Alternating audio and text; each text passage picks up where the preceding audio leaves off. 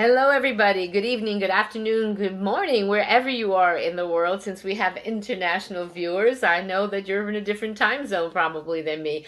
I'm Gloria Coppola, a best-selling and award-winning author, and I help people, as you can see, write and publish their books and create bestsellers. And right now, we are in a pre-launch for Women Standing Strong Together, and it's already ranking number one new release in several categories. And out of a sea of 25 million books, the book itself is up in around 14,000. So we have a really good placement. And the more that you help these ladies and purchase a book for a friend, guess what? We're going to create another bestseller, maybe even a number one bestseller, right?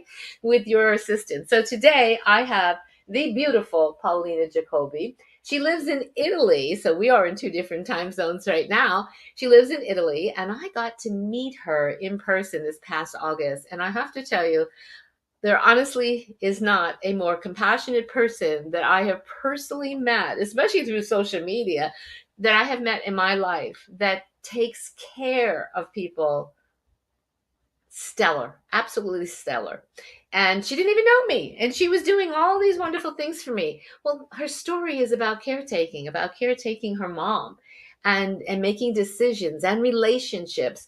And so I'm going to bring Paulina on, and we're going to get this started. And we have somebody on already saying, "Yay, Paulina!" Jackie Gell is out there cheering you on. So let's bring her on. Hey there. Hello. Ciao, baby. Buongiorno amore. Buongiorno, amore. I am so excited to have you here today. I know that it's been a dream for you to publish your story, and we did part of it. So, how does it feel to actually be getting that message out, that legacy out that you've wanted to do for a long time? It feels like I paid a debt, first of all, because my mom had a picture as a child and it had some Italian written on it, and I didn't know what it meant. And it said, I want to be eternally remembered. So, Mama, I did first step of writing your book. And Writing the story, yeah, yes, the absolutely. story. Congratulations. But how does it feel for you? Let's talk about you right now. I know, Paulina, you're always helping everybody else and you're always putting the spotlight on them. And spotlight is on you today. How do you feel holding Women Standing Strong Together, knowing your legacy is in here? It's actually therapeutic for me because a lot of people don't know this, but I grew up first speaking Italian. Then I totally forgot it because I had to go to school and struggled. And because of that, I was kind of considered like a slow learner, made fun of. Some of the stories in the book where we don't believe in ourselves or people made fun of us. And I couldn't even go into college because of my English. I had to go in through Wow. second chance. And I Wow. worked really hard and got out with 2 scholarships. So it shows that when you focus and fight and take the steps, as coaches we have to take steps and believe in yourself and let go of other people's stories to write your own story. So when you were working with me and writing your story, I know that you did go through a very cathartic healing time. But when you held that book for the first time, actually in your hand, tell me what happened inside of you. I i learned to let go. I know now, on the anniversary of like my mom's death, I because I almost didn't write this book. You reached out to me and said, I don't care if you don't want to write, but as a friend, what's going on? And then you shared with me about some videos I shared about walking with my mom, and I was helping her to stand strong and where I felt the love. So it felt, I forgot what you said now because the emotions are Well, coming I'm going in. to bring that up again because you're avoiding this question twice because you always do like to put the spotlight on other people. One simple question. Hold your book for me right now. Hold your story. On The my first, heart. that's right, by your heart. The first time that you held it without talking, what did you feel? I felt the love come through. I felt the love that I felt when I held my mom when she couldn't stand up coming All right, through. we're going to talk about that in a little bit, so don't give that away. So I'm really happy to hear that you felt that love. So those of you that are on live, if you have questions or comments or want to cheer on this beautiful woman, please do so. But first, I'm going to read a paragraph from her story, Per Amore, for love. The moment of truth arrived when the chief physician took me aside and delivered the cold, hardened facts. A message so great, just as the day began, no one wishes to learn. He stated, every day, ooh, I just got chills. Every day is a gift, and my mom could die at any minute. Let her have whatever she desires, including cigarettes or a stiff drink. When you got that message, what went through you immediately? And then we'll talk more about all the steps you took. That whatever it took to let her live life to her fullest, I would make that happen. Okay. So, and I know you did because you shared that in your story. So you would make it happen. That means you had to make a decision. And sometimes decisions, you're a coach, I'm a coach, we know that getting out of our own comfort zones, even helping other people, is not easy.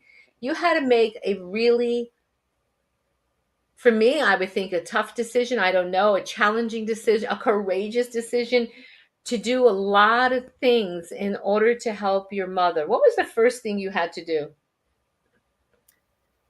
Before this happened, I took a leave of absence. And I had promised her, because she was living in Italy, then we bought her home because she was getting, worse and worse at 79. And then this happened, and that was the crux, because I kept going back and forth like Shakespeare. Should I stay? Should I go? What to do? What not to do? But in the back of my mind, I already gave up most of my belongings when Okay, I so was you had to give up your belongings. You gave up your job. I remember in the book. not yet, not yet. I You're gave up my going to. belongings while I was on Yeah, family care time. And then yeah. when this happened, I said, I'm done. I'm doing this. I'm taking her, because the day prior I took her to a neurologist, and he said that it would probably be best for her to go back, because as we age, and this book talks about things about when we age, we revert to older memories and short-term memories vanish. So she would be familiar with the language, with the smells of food, the air, and it would make her more comfortable and more alive. And in fact, that did happen, because normally 79, 80, we go like this. She went like this the first couple years. Okay, so I'm going to bring it back to you again. I know you don't like to talk about you, but it's important for people to understand the process, okay? So before, because they're going to read the story and know more about your mom anyway. So you made this decision. Were you scared? I was very scared because, again, struggling to get where I got, and I was working in Wall Street, and I became a manager. And at the time, the managed accounts was like growing, and my desk was to be reckoned with. First, we were like, put them in the corner. We don't care about them in the old days. And we became like a third of the third largest bank's order flow. I had Okay, so over let's focus. 20,000 money managers. Okay, so let's focus here because I know that you're going to go off on all these little stories, and I want to, bring the essence of who you are and what this story is about. So those that are going to go pick up a copy of this, because Kindle today is free, everybody. It's special for you guys. So you were scared to make this decision, yet you left a job. You got rid of most of your belongings. You Gave it went over. away. You I gave it gave it away. away. Okay. I didn't even Okay. try to sell. So you go to Italy With and two suitcases in our hand. That's it. right, Start and you're life all starting over. life all over again, and you had to digest and analyze what's going on. You talk about that in your story. But again, I want to bring it back to you, not your mom. Can you do that for me? I'll try my hardest. Okay. And the reason is for those of you that are listening, because if you have to do something like this in life, we're always going to focus on maybe, that person because we are caretakers. But when we focus on ourselves and we're really honest and truthful and authentic about what is actually happening, Paolina can actually help you with that process, understanding, yeah, I was scared, but what else were you, Paolina? I was First, courageous. okay. And what other feelings were going inside of you? That there will be opportunities when you let go, God opens up other doors. And Did you that's feel that on the plane? Oh my God, yes. She was already a new person. I'm not bringing, but then I saw that, yes, that was a sign from God that I made the right decision. Beautiful, beautiful. Now, let's go a little bit further into your story because I know you're dying to tell more about it. So, she makes a decision. It takes courage to make decisions, and we don't know what's going to happen, but like Paulina's saying, doorways can open. Now, I remember seeing a video that you posted on social media helping your mother walk, and you're carrying this woman and you're moving her legs for her. Paulina, I don't think I've ever seen anybody in my entire life give of themselves so much to help anybody. I've seen people caretake their parents, but they lay in a bed. Tell us a little bit about that experience. Like I said, remembering what the doctor said, any day could go. And if you move your body as a coach, we also have to move ourselves. I mean, that movement is therapeutic and gives us life. And she didn't have to take shots to, for circulation. And she wanted to walk, she wanted to live. So that was nothing. You had to see at the end when she really couldn't walk. But I gave her the sensation of the sand under her feet because the beach is one of the most healing places to be because of the negative ions and everything. And she was happy. And it made me feel like I'll show you what I can do. I'll show you that I love you. I want to do whatever I can. And they recognize that in Italy. They said, you are one of the most avant-garde caregivers I've ever seen. Because I did search for therapy because there was times where I was going to lose it. I did yell a Well, few and times. I know you shared that with me too, personally, because let's face it, we are human, we are real, and we are going to have days that we don't want to do these things, and we're going to get angry, and we're going to cry, and we might throw things, and I know that happens. And that's not that we're a bad person, Paulina. It's just a matter of life. You're under a new stress, a new circumstance. And the thing is, we're used to parents taking care of us, raising us, and now here we're in a stage where we have to take care of them. So, what are some of those hard times that you had to face that you can share with people that yes, this was hard, but what did you do to get yourself through it? One, being alone in Italy. My family was abroad, even though I have relatives an hour or so away. Most of them were older, that the ones that would have showed up, the rest were working. And I lived in the hospital because she couldn't talk. I slept on the floor. I took radiation, whatever it took. I didn't care. I was ready to die. You gave me life, I'm going to give you life. But can you answer my question? What is your question again? You got to forgive Okay. me. Okay, that's okay. And Margaret's here today. She says, wonderful story. Sometimes I think if I'm dying, I want my kids to take me to the beach. What a treat that must have been for her. So, yes, it was a treat, but we were starting to talk about the challenges that you had personally when it doesn't feel so good. Those days you wake up and you just, maybe you wanted to give up. Maybe you threw something. Maybe you got mad at your mom. Maybe you got disappointed. Maybe you were mad at God. What are some of those feelings? Because they are real and true. And Yes. so share a little bit about that piece, and then we'll A go lot into of the next segment. frustration, a lot of anger. I would blow up and yell. And I said, what kind of environment am I putting her through? Here I'm not being conducive for her or me. And I didn't realize the bad things of anger, but that was my only outlet. Because literally, if I had someone sit with her while I go to the store, my heart was up here. And one time I came home and found her that someone gave her medicine and she was knocked out. Wow. And I got like almost charged for domicile intoxication because I was responsible. And then I was afraid that she was going to be taken away from me. And then I don't know whose hand she's going to be in. So yes, Yeah. always fear. I didn't even know how to breathe. My diaphragm was stopped. I didn't realize that. I was just breathing like, for 8 years almost in short breaths, no relaxation. So Crisante is here, and you know that she's also had to have people in her life help her from her accident. And she said, my mom also brought sand from the ocean for me. It was a great gift. So thank you for that, Uh, Crisante. Yeah. So Paulina, I'm grateful that you're being honest about this because some people are in the process of maybe caretaking, maybe some have to make that decision.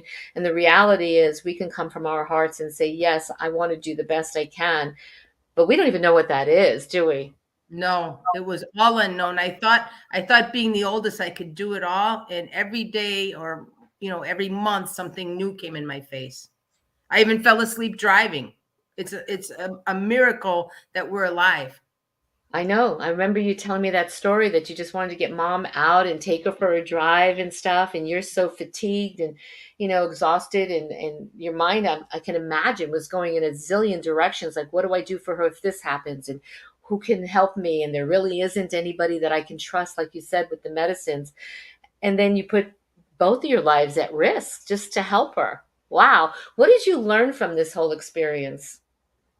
I learned to sometimes give myself a pat on the back. I learned that these negative things that occur after someone passes, because you think I could have did better, so anger, grief, shame, guilt. I was living, it took me like 2 years. I was pounding my heart going to the therapist saying I don't deserve to live, and she let me talk for a while. At one point she said, stop, give yourself a pat on the back, caress your heart. Then she asked me to bring it. I go, no, it's a part of me. And I was blocked like this to my arm. I couldn't even drive. And then she said, bring it out. And then you could put it back. And then finally I learned to let it go. So that was very healing. And I learned about there's 300 and some emotions. And I was living in a lot of the negative, constricting, killing ones. And that's what I do, is take women out of that, heal their hurting hearts, and learn to live, love, and laugh again. There you go. Jackie says, applaud your heartfelt effort to comfort mom through this journey and Thank you. yourself, because it is an emotional journey. I can't, I could fathom other things, but I can't fathom doing that because I didn't have that experience. And I still always see you. The one time, even when she was in the chair and you got her on the beach and you're lifting the chair and you're moving, God, you're strong, girl. You're lifting her up to walk, you're lifting the chair. I was like, holy crap. We were like superwoman doing all this, and the love that was emanating. And I know that sometimes in relationships we don't have the best relationships, we try to make them work and all, and parental child relationships have their own challenges, and now here you are basically being the parent. How did that relationship shift for you, and what did you gain from it? Oh my God, that was so hard, because she would say, you better keep me alive. You steal my money. You steal my money. She didn't realize what she made all year. Maybe I made it in a month or two in Wall Street. And it was so hard because she's accusing me and hurting me. She was hurting me. I'm like, oh my God, you don't have any idea. And then sometimes with dementia, she didn't have the Alzheimer's. She had the slowing down dementia. And that came from grief of my father's death. And then role reversal. So for a while, I even let her have a boyfriend in the house so she could feel like still young and beautiful. But after 3 heart attacks in 2 days, and I Wow. saved her in the hospital too, because they go, those home things aren't good enough. And I always carried all that stuff with me to check the vitals. And they bought their machine. Mine was exactly like theirs. I go, she's having a heart attack right here, right now. And so it felt, You talk about that in your story too. I just happened to have turned to the page. The hardest pills to swallow were role reversals, along with feeling powerless during certain situations. Yeah. yeah, with the So doctors in the hospital. One time they thought that I was like a Polish caregiver, and they're like, she's a Polyaka. And I said, no, this is my mother, and I'm staying here to take care of her. So I gained little by little respect, and they would allow me to stay in the hospital most of the time, most places. Margaret says she did that with her mom and her mother-in-law. It was one of the most difficult things she's ever done, but rewarding, and glad that Yes, she got to do it. So you share in your story about love, and it's called per amore, and there's all different types of love. exactly. Different levels of love. And What happened for you that shifted your perception of love? as my mom got worse and she couldn't talk anymore, and the dysphagia, um, I would hold her up for 45 minutes at a time, and then I pull my chair back and walk with her so she could walk. And I think she transmitted something to me, because I asked the therapist, I go, what's wrong with me? Am I a big mamona? In Italian, that means like I can't cut the cord with my mother. Am I, is there something sexually wrong with me? I never felt this love with anyone before. I felt love with my ex-husband and things like that. But she said, no, it's your mom sending love to you. She love has different strands of like ribbons and strings. It just comes so powerfully. And I said, every time I would be so close to her, I couldn't put her down, because that would feed me in emotionally, energetically, to continue to caregive for her. And it was the most beautiful thing. And now and also we talked about the negative energies in the Hawkins energy scale. Love is like 500. So if we can live in love and above, and the next level is joy. And I had a lot of joy in seeing her smile when I put her in the beach, in the water, and let her relax. It was not easy for me, but that joy that she had gave me. So it was a give and take energy flow. It was so beautiful. You And it's write the in most your story, I knew time was ticking, but didn't know how long it would take.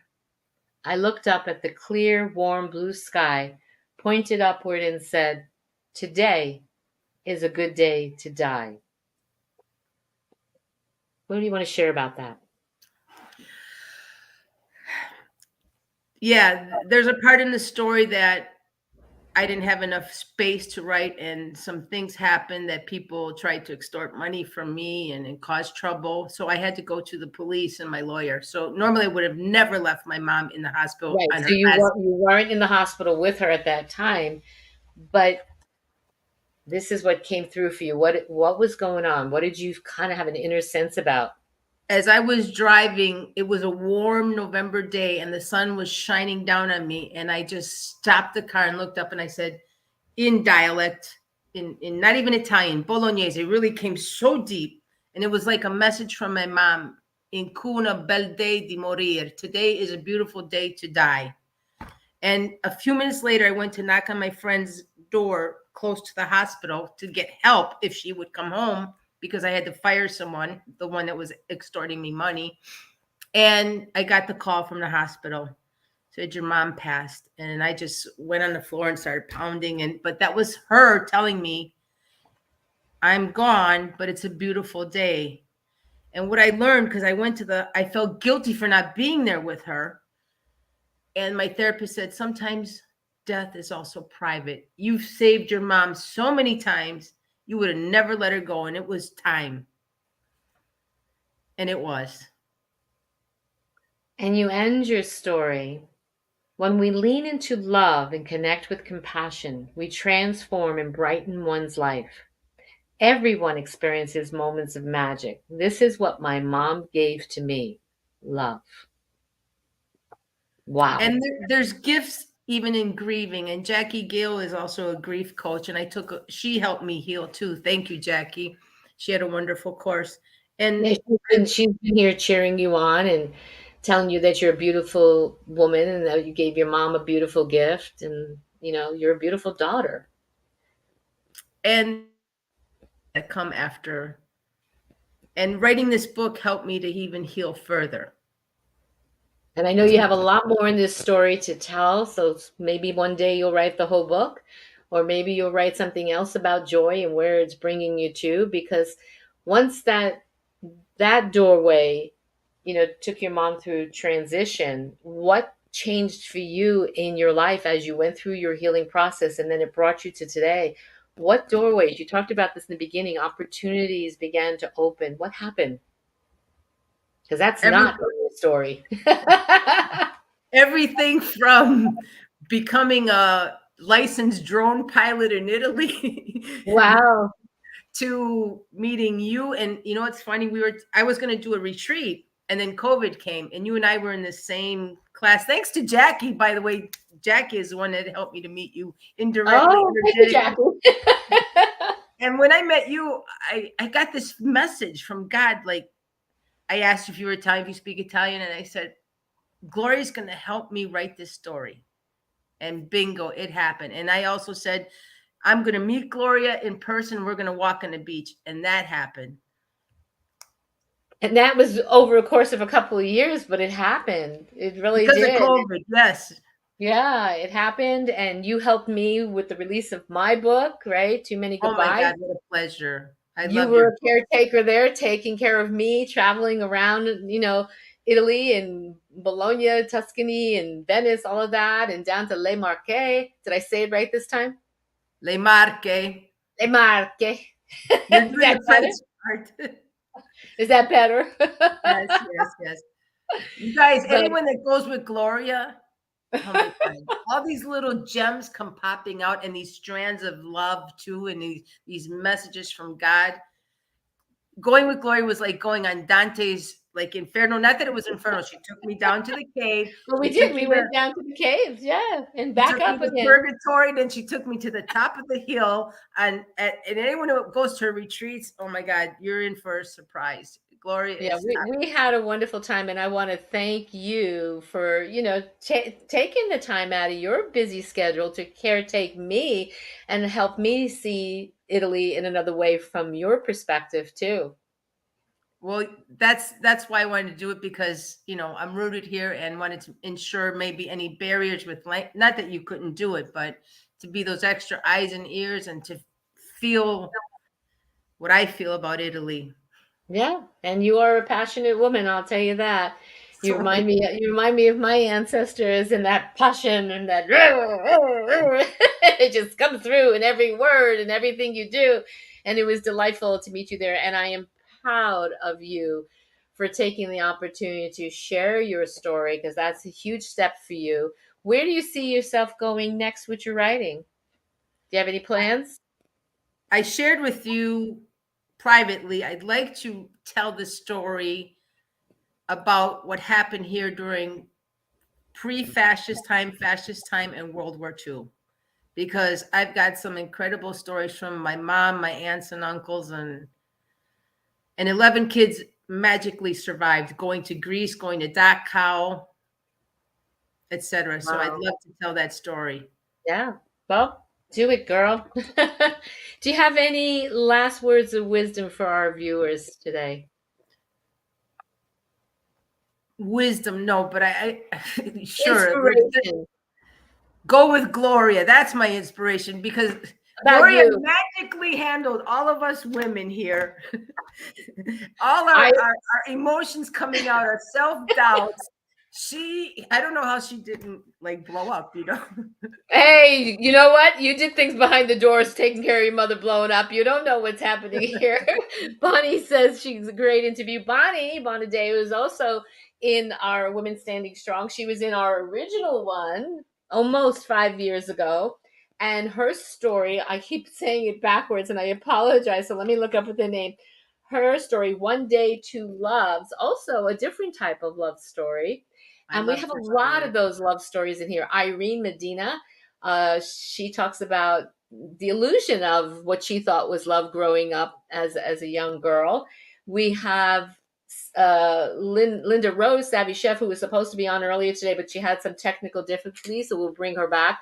But she also talks about sweet and sour, where life looked so wonderful and then it didn't turn out that way. And she's going through a transition and a healing process. And we have Darlene is on here tonight. She's looking forward to reading all these stories.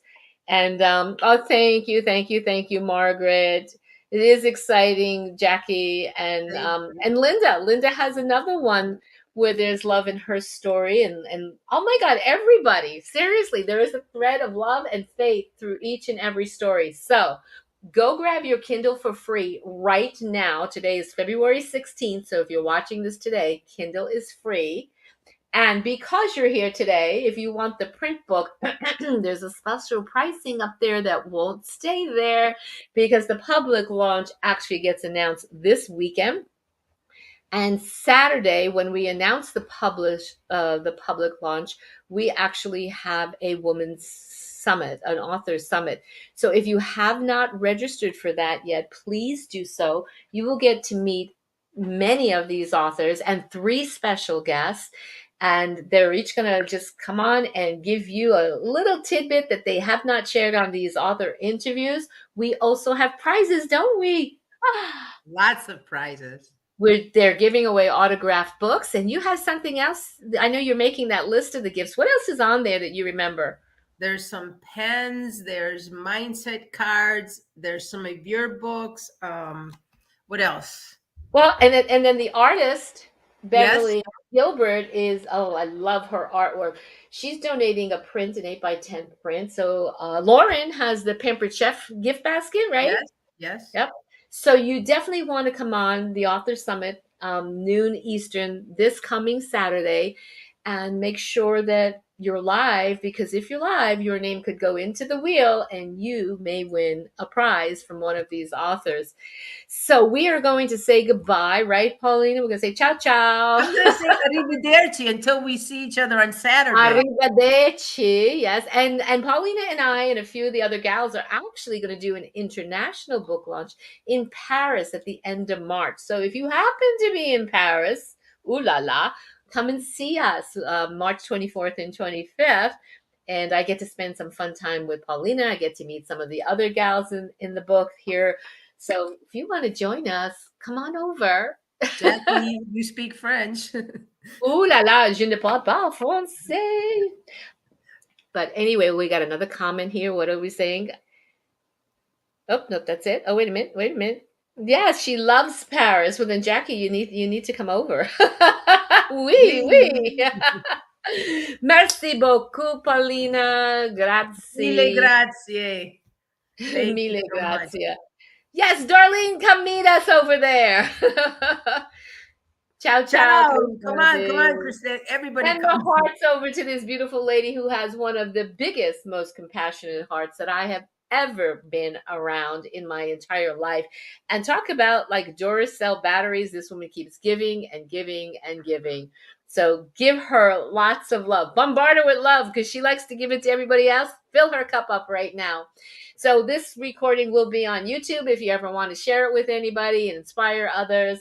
And remember, we have 14 brave, courageous women that their mission and their legacy is to send out inspiration and hope to others around the world. And with your help, can we reach 1 million people? I bet we can, Paulina. I think so. I think so. I know We so. stand strong together. That's right. So let's all do that. Thank you, everybody who came on live. We appreciate you. We have a few more authors we still have to interview, but you'll get to meet most of them Saturday. God bless you, Paulina, God bless you and the whole audience. and the whole audience. Ciao. Ciao, bellissima. Bye, everybody.